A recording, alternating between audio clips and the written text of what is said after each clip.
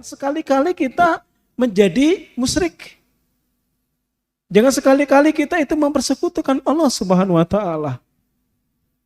Baik syirik yang besar, apalagi syirik yang besar ini ya. Jangan pernah dan jangan sekali-kali kita jatuh dalam kesyirikan ini.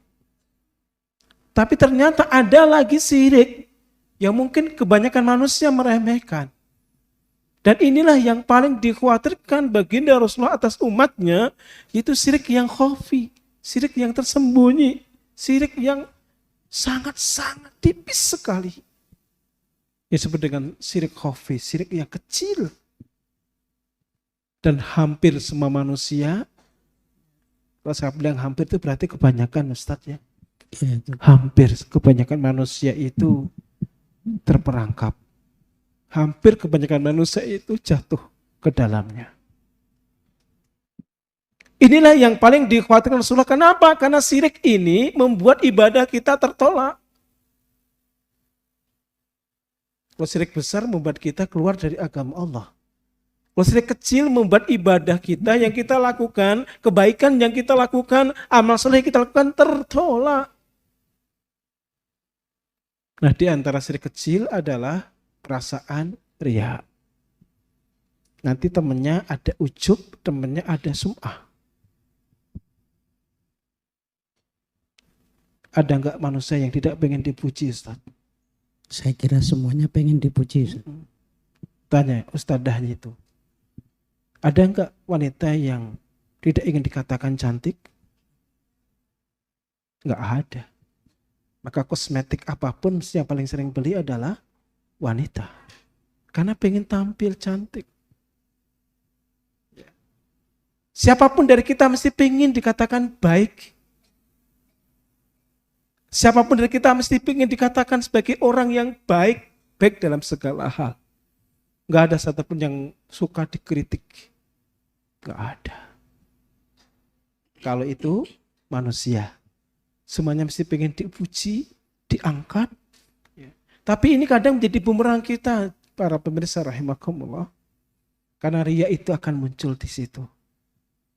Kita sholat, tapi sholatnya hanyalah karena manusia. Kita berpakaian kita pun hanya karena manusia, bukan karena ingin mentaati perintah Allah.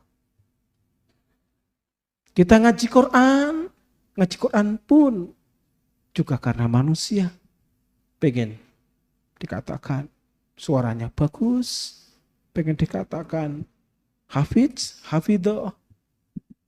Tapi bukan karena Allah lah dia hafal Quran, tapi karena manusia.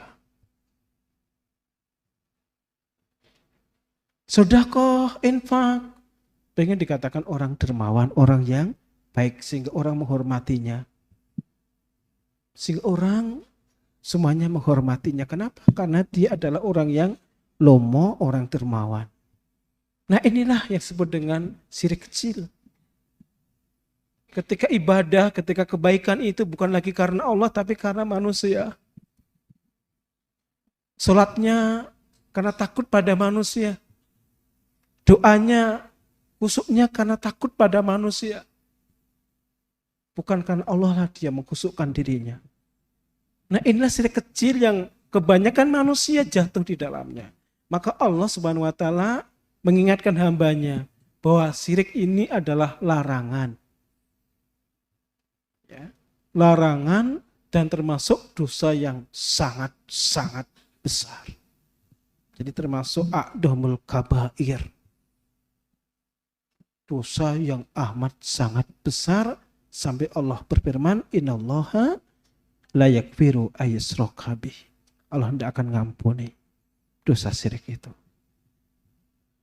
Walaqad uhiya ilaika wa ilal ladina min qablik la in asrakta la yahbatanna a'maluk wa la takunanna minal khasirin.